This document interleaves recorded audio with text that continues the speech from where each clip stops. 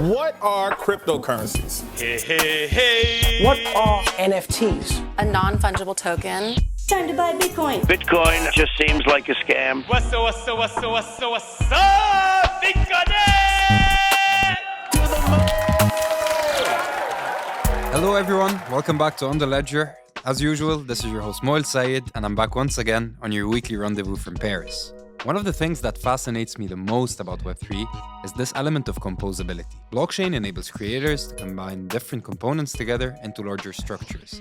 Kind of like Legos, where every piece can connect to every other piece to form something different.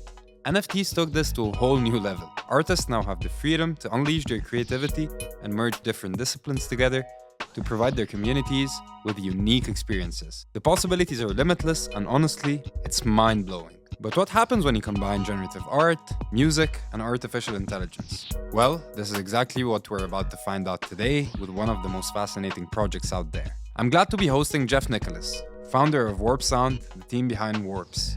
Warps NFTs are a hybrid of generative PFP art, AI-composed music minted on the Ethereum blockchain. They are a result of the team's vision for creative technology and an opening note of WarpSound's larger project for social music experience. Jeff, welcome to On The Ledger. How's it going? Good.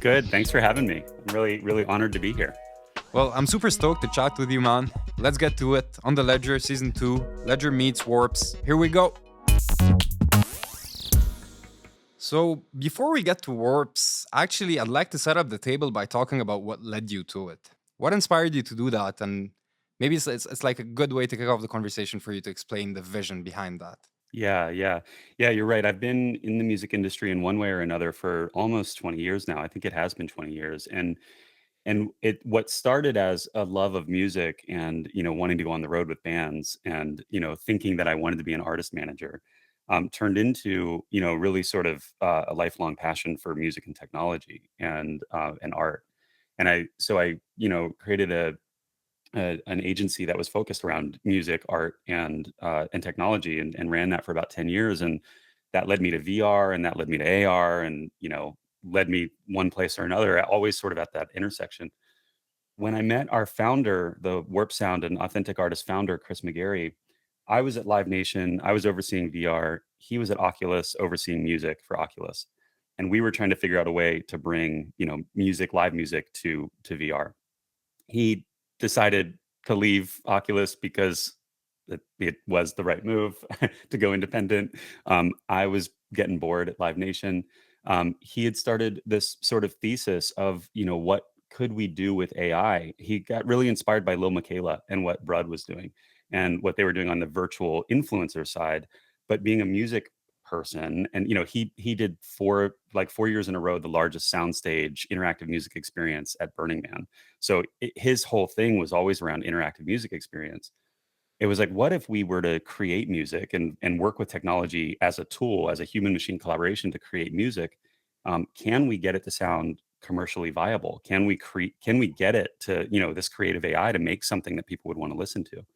And so that was the germ of it. And they spent a couple of years in the lab, and I was advising, and one thing led to another, and it started to work. The music was, really good. And we started to get really excited about it. So it gave me an opportunity to leave the corporate world of Live Nation and come in and start building this. And you're right, like early days, we thought, this was prior to Web3, we were like, okay, we're going to launch a virtual artist. We know how to manage artist careers. We know the intersection of music and tech. So we're going to build the technology and the platform, and then we're going to manage these artists like they're artists and go very Web 2 model of like, we're going to perform, you're going to become a fan. We'll build audience that way. And then I got really involved in NFTs at the end of 2020. And then I got involved in the apes, and I got involved in a bunch of other projects.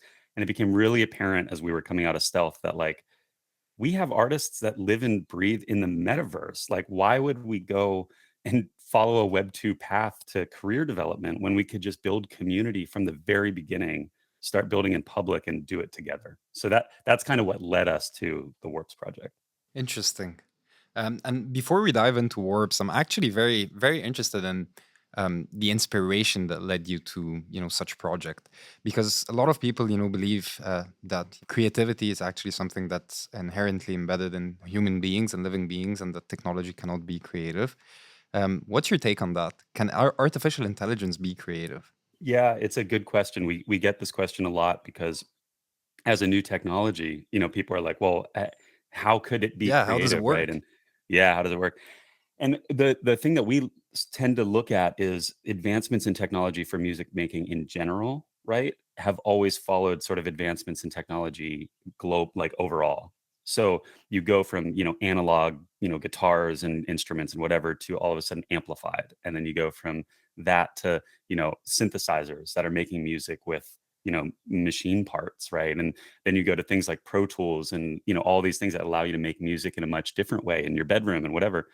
All of those advancements all along the way, even if you go from like recorded music, vinyl to CD to MP3, all along the way, everybody is like, no, no, no, that's going to destroy music, or it's going to, and what we find is it actually creates a whole new like touch point and launch point for a different type of music creativity, right? EDM came out of the, sort of electronic instruments, right? And you've got other things coming out. Mhm. So with AI, it sort of for us, it's AI and machine learning, and it's really about human machine collaboration. The creative AI is about uh, giving humans a new tool to be creative and sort of infusing what it means to be creative into the machine, and then being able to use that to create new things. Mhm. So for us, that's what it's about. Like AI is a very broad term, and so people when people think AI, they think like the singularity. They think AI is going to kill us. They think all of those things.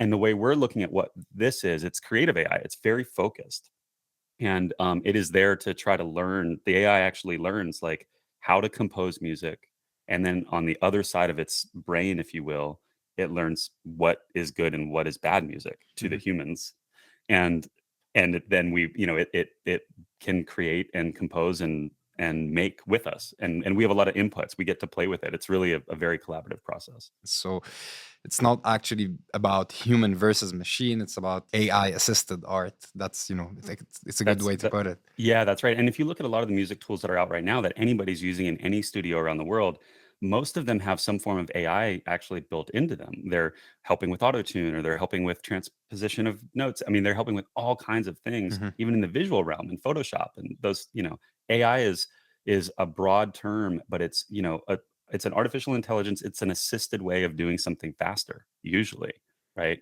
And because there's things that machines are really good at, and there's things that humans are really good at. Mhm. And if you can offload the things that humans aren't so good at to the machine and let it do it, then it frees up the creativity of the person involved. What are those things? Well, I think like computational stuff, or repetitive stuff, Mhm. where you need to keep like moving something, y- uh, an infinite number of times, or also exploration. Like the beautiful thing about AI and machine learning is, if you put in some inputs and you hit the button, so to speak, and it generates a bunch of stuff, now you've just explored 100 different versions of a beat, and it would have taken you how long to create that? And then you can go, oh, beat number 98 is super cool, let me grab that and go make something with it.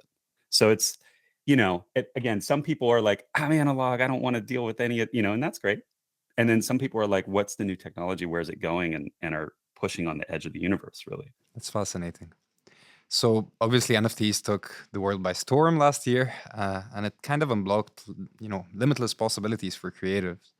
At what point did you decide to transition that initial project that you had into Web3, and why? You kind of touched on that at the beginning of the conversation, but I really, want to dive deep into the thought process itself. Yeah, it's a good question. So last year, when we were coming out of stealth, this is 2021, we had these backstories for these virtual artists. We had their character forms, we had their animation capabilities, their music making capabilities. Everything felt great. We went and performed at Tribeca Festival on a big 43-foot screen. Wow. The audience is able to participate live. The AI is generating music live, and so the audience, when they're participating, they're actually changing the music in real time live How do they participate? through the mobile device, through a mobile Okay. device, or through chat online. So basically, it's kind of like right now in this proof of concept version, It's like a massive multiplayer sort of game where everyone gets to vote, make it faster or make it slower. And then whatever the vote tally is in 30 seconds, then the AI takes that input and makes the change. Okay. So all of that was happening and it all felt really good. And at the same time in parallel, I was now like deep in the ape community, deep in cool cats and robotos. And, you go down the line. I had started in NFTs as an artist, as a photographer, and exploring the one-on-one art side, but I love collectibles in real life. And so digital collectibles just made a lot of sense. And as we started to look at that and go, wait a minute, like it was almost an inevitability. It wasn't like we made this decision to say, okay, PFPs are hot, we're going to do a PFP. It was like, no, we actually have three virtual artists that have backstories and lore and everything around them already. And we want to build an audience, but we want that audience to be built in a way that they feel like they're part of it, because for us, community is probably the most important thing to making this a success. And so actually, like, it was kind of like an aha, like light bulb moment. Like, why would we not turn this into something that an audience can own a piece of? Hmm. And we have AI music that is very, very different than human music. I can give you that music and it's rights free.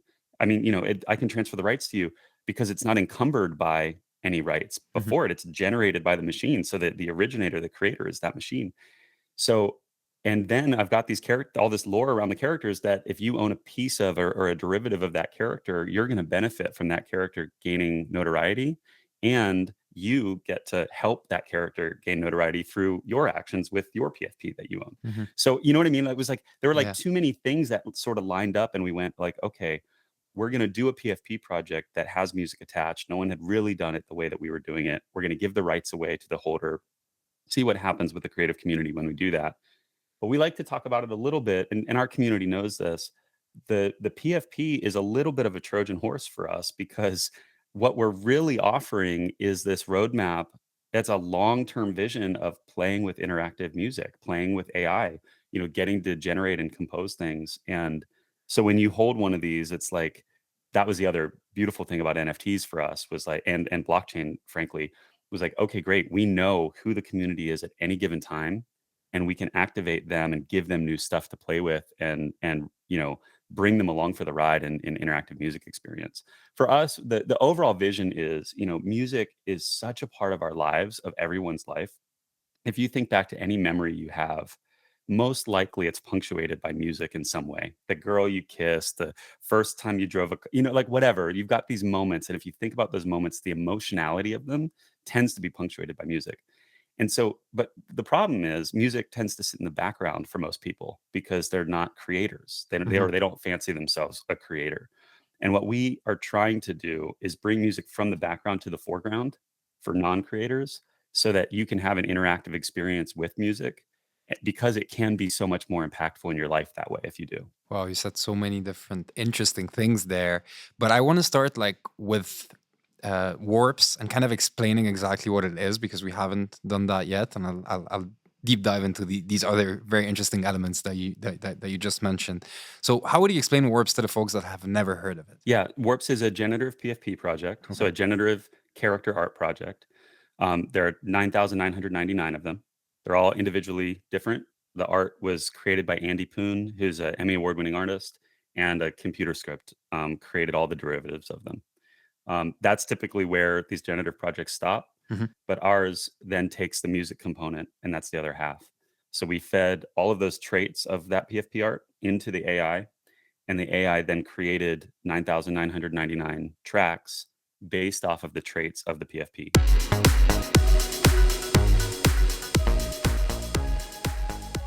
So you've got a generative art piece that then influenced the creation of a generative music piece. Those are sandwiched together, and as an NFT owner, you own that art, that music, and the rights to it. That's awesome.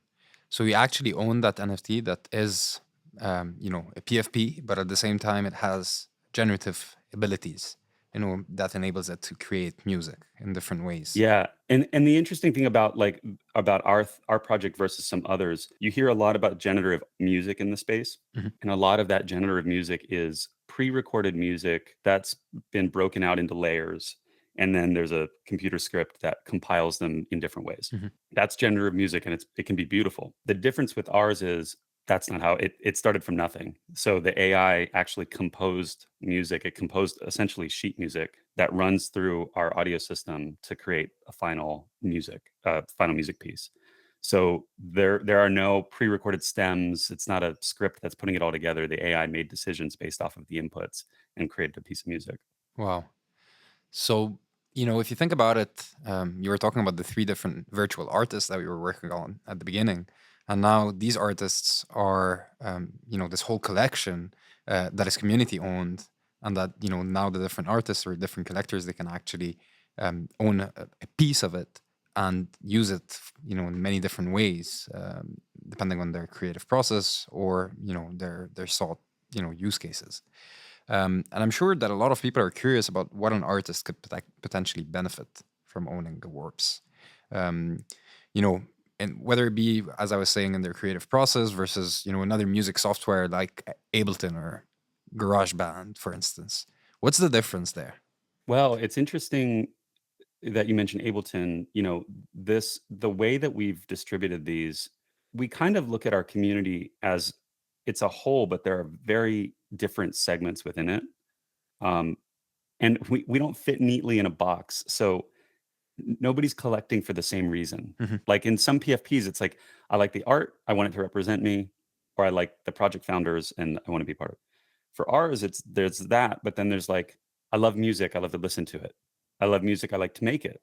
I love music, I want to experiment, right? Like there's all these Mhm. different versions of why somebody collects. So um, these beats, because you own the rights to them, can be used in whatever way somebody wants. So as a listener, you can just put it on and listen to it. That's one easy way. You make it a ringtone, make it, anything you want, right? As a creator, if I have a Twitch show, for example, I can use it raw as it is as my intro and, use it for my show or, use it as a music bed or whatever I want. As a creator who wants to take it apart, we actually give the stems to everyone. So you can break that apart into its layers. You can pull those stems into Ableton or any other software, take it, remix it, do whatever you want with it. And so it ends up being just like it's a creative tool that it's almost like you went through, like when you go through the stacks and you look at the warps and you're trying to figure out which one to buy on secondary. It's like going through the record stacks in a old school record store, because you can sit there and play and you can search by BPM and you can search by vibe and you find the right one and you're like, this one's me, Mhm. or I want to make a song out of this. And you grab it and now it's yours and it's part of your kit. It's part of your sound set. And you can go create with it. We did a really incredible contest with Audius, where we had the community was able to create music with their remixes with their warps. We had like 68 submissions in like a 2 week period or 1.5 week period. Really incredible music that was created in a very short time frame. And our group of collaborators with the project are like Young Guru, Jay-Z's producer, and Mike Shinoda, and other people who were able to then come in and judge that contest. And these artists were able to get their music created with their warps in front of these like superstar producers, which they would have never had the opportunity to do. That's so So cool. there's a lot going on, and it's like there's an infusion of like there's the technology and the art and all of those pieces that you can use, and then there's like the community layer is infused in everything that we do. So no matter where you're coming at it, just because you like to collect it because it looks or sounds good, or you want to actually use it as a creative tool, we're there to like kind of cradle and support all of that. That's very cool, actually. And I actually bought my first warp a few weeks ago, and I was, selecting the different generative abilities. So there was like legendary, and then the mystique. And I'm very curious, what's the differences? Yeah. Down the line, what are these different rarities going to enable you to, use in terms of these generative abilities? What kind of options will they open up for the collectors? Uh, this one's funny because I can't give away too much. It's a Right. little bit of a surprise, Okay. but and it's partially a surprise because we're building in public, and some of it is evolutionary. It will evolve. We talk about it. Everyone asks, "What does generative ability trait mean?" And I always say, "Well, what does it sound like it means?" Generative ability, the ability to generate. Other And sounds. so sounds, art, things, Okay. all kinds of things. And so, and the way that we did it, it's stacked. There's mythical, which is the top Yeah. rarity because there's so few of them. And then there's gold down at the bottom, which is like gold, platinum, diamond, like gold, platinum, diamond Mhm. records. So, and there's more of them. And so it just means that the mythicals will get to do more or create in different ways. But all of them have generative ability of some kind. What we wanted to do with this project was there's always an emphasis in the market on rarity. And we kind of wanted to break that a little bit because, yes, you could look at just the visual traits and you could select the most rare and that be the top one. But then it might not have the rarest generative ability. It might not be a mythical. Mhm. And so now all of a sudden, are you short term and you're looking for the most rare visuals? Or are you long term and you've got that mythical rarity, even though it might be like a floor visual? Mhm. And so it kind of messes with everybody's perception of value and rarity. And that was kind of the point. We wanted everything to feel valuable, everything to feel like something that you would want to collect. I The love other that. thing that we're doing is, and we mentioned this in the roadmap, they're going to have the ability to upgrade your generative ability in some ways. So even if you have something that's not very, rare on the generative ability side, you'll be able to kind of come up the ladder with it Mhm. through some actions that will come later. That's super interesting, and I love how you kind of phrase that, like looking at the long term versus the short term, and lots of people use these rarity tools in order to judge the NFTs, and they provide kind of a framework in terms of what's valuable and what's not. But being able to uh, put in place certain mechanisms that would make these NFTs evolve down the line, because that's basically what it is.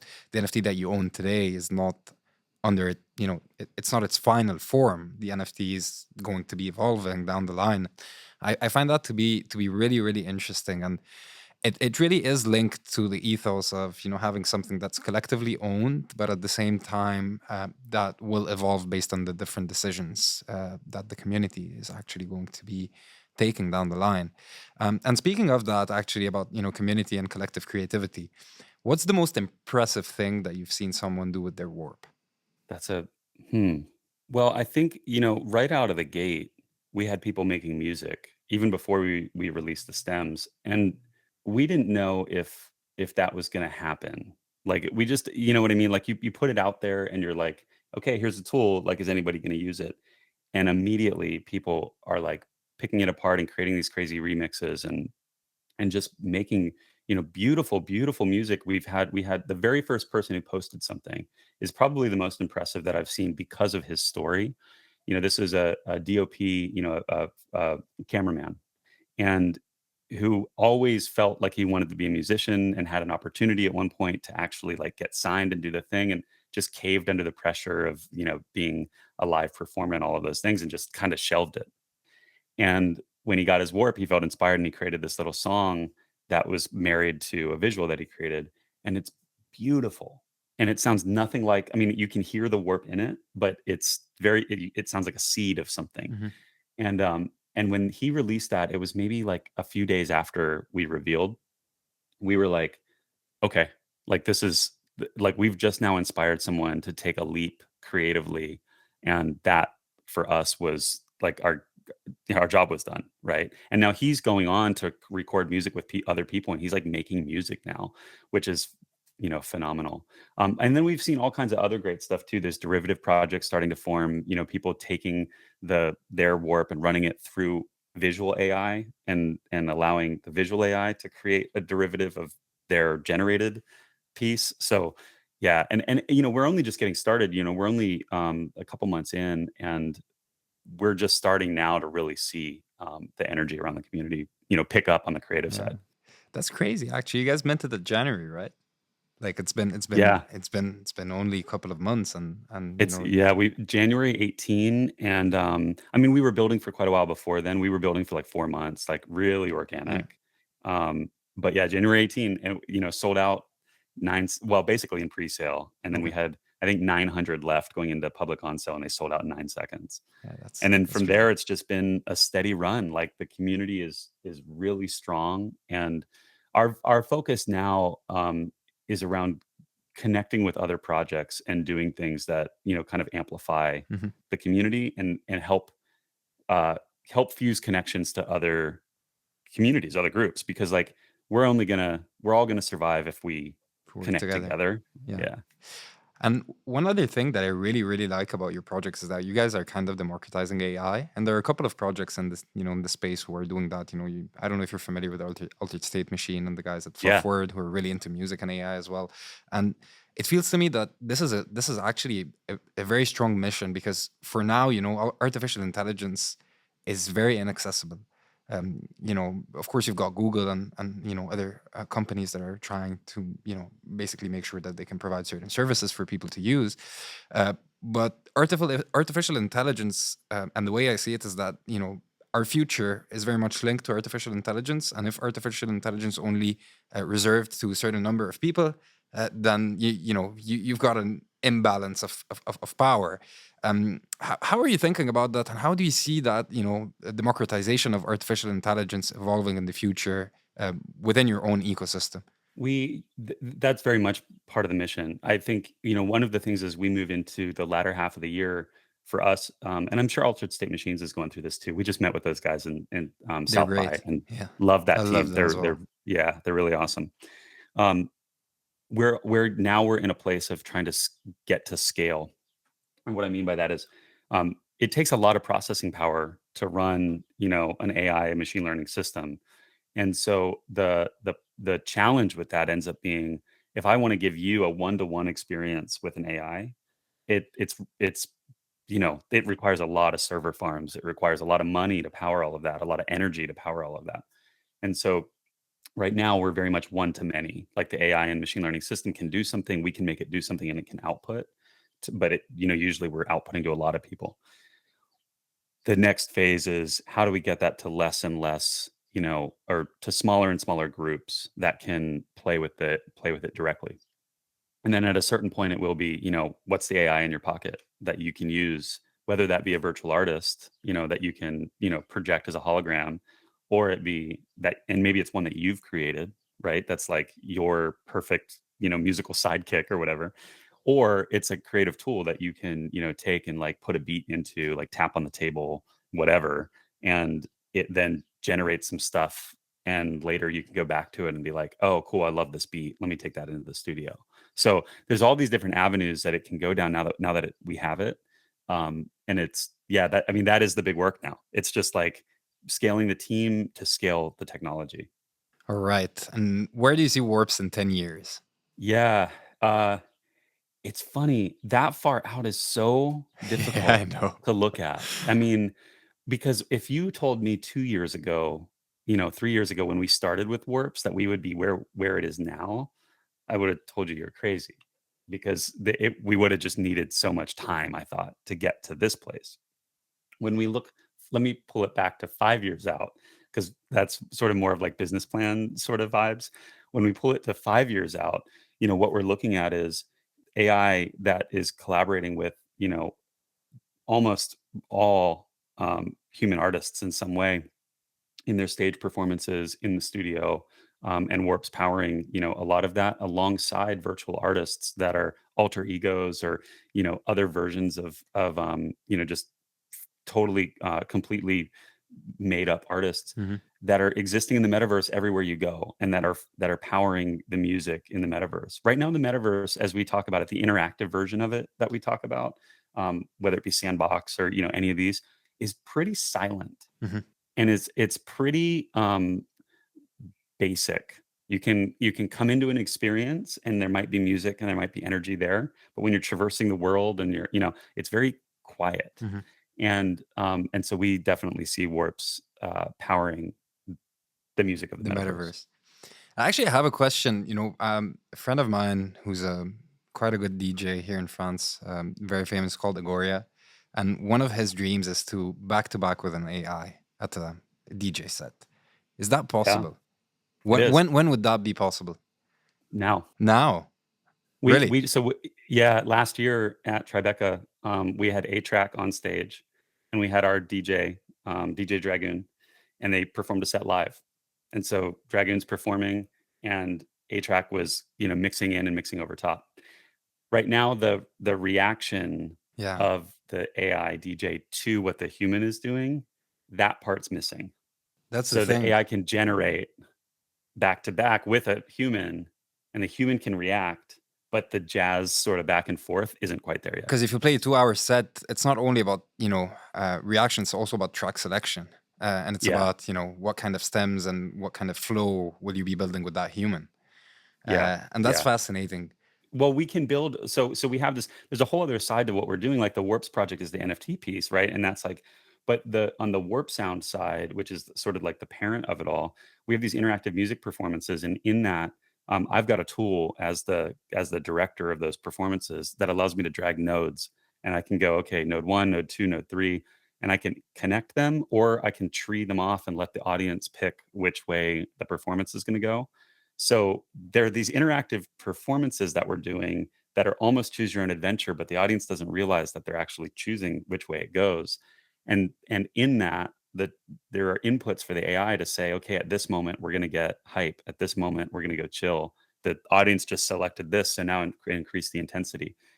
And so that flow, that wave of a performance, we can actually sort of orchestrate, and then the AI uses that as like it's almost like the guardrails of a roller coaster. Mhm. Like it's going to go wherever it goes, and it's going to make the people inside the car feel whatever way they're going to feel, but it's going to be guided, by the human input in some way. I can't wait to see that. I'm actually going to put you guys in contact.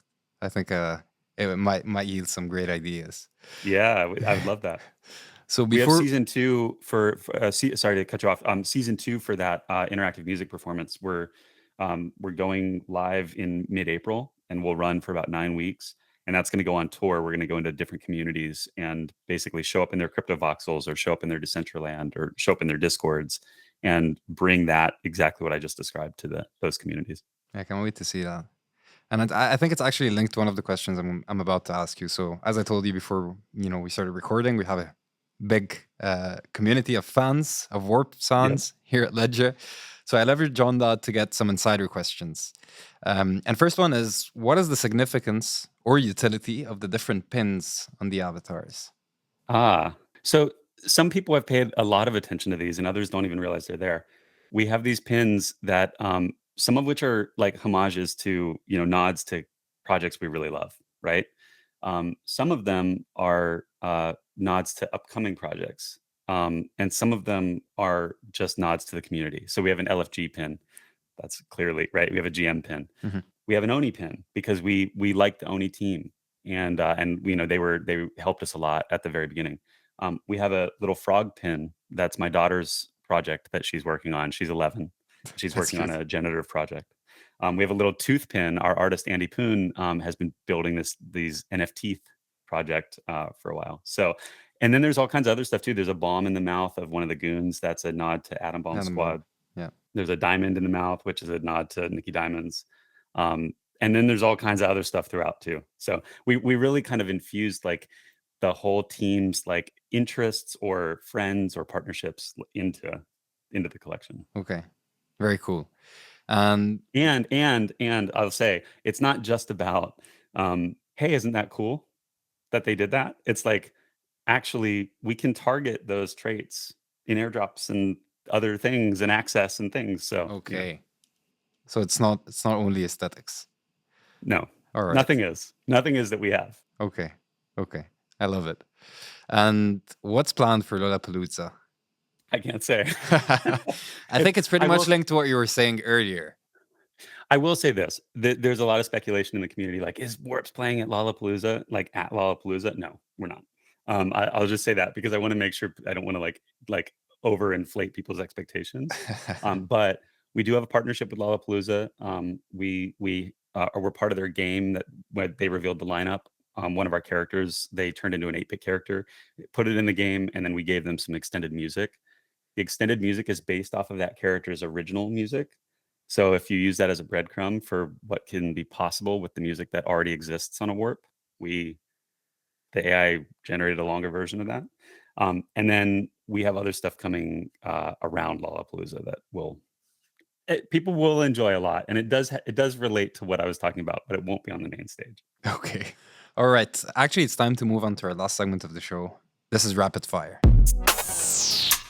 So we've decided to make it a bit more playful. I'll actually ask you a round of rapid fire questions. Some of them will be harder than others, but the idea is for you to actually not think a lot about the answers. Okay. All right? All right. Are you ready? I'm going to give away some crazy alpha right now is what's going to happen. I hope so. No. So, what's your favorite NFT drop? Bored Ape. All right. Your favorite NFT musician? Man, I love what BT is doing. There's so many. I love Latasha. There's so many great Okay. musicians. Interesting. And the best artist of all time? Oh, man.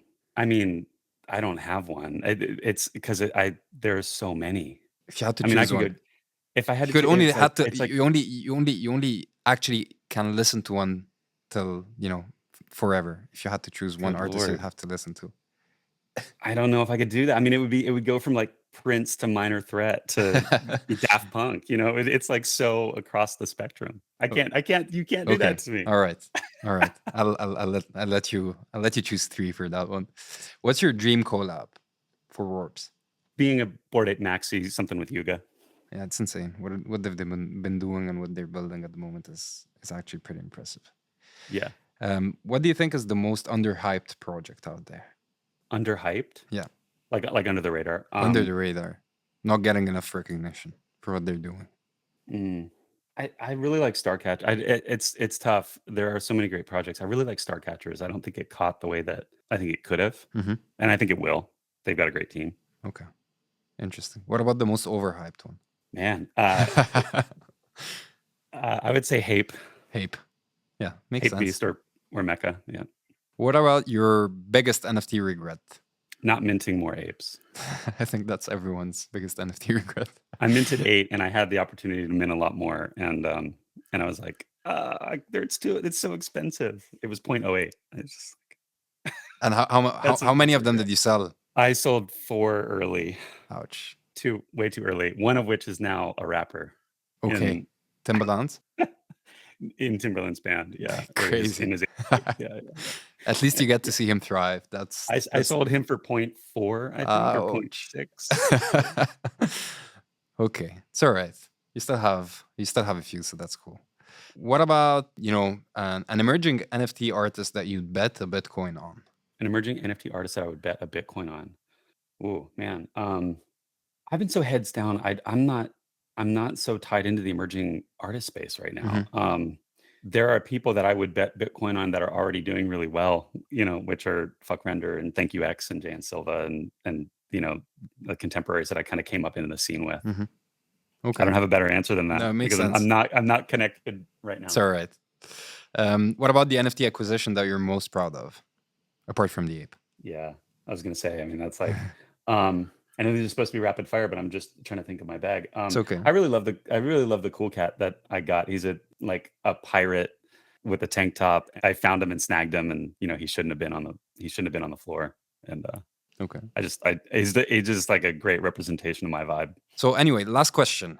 The thing that you wish Warps would have accomplished by this time next year. Oh, man, there's a few verticals in that, but I want our community to be creating with the platform.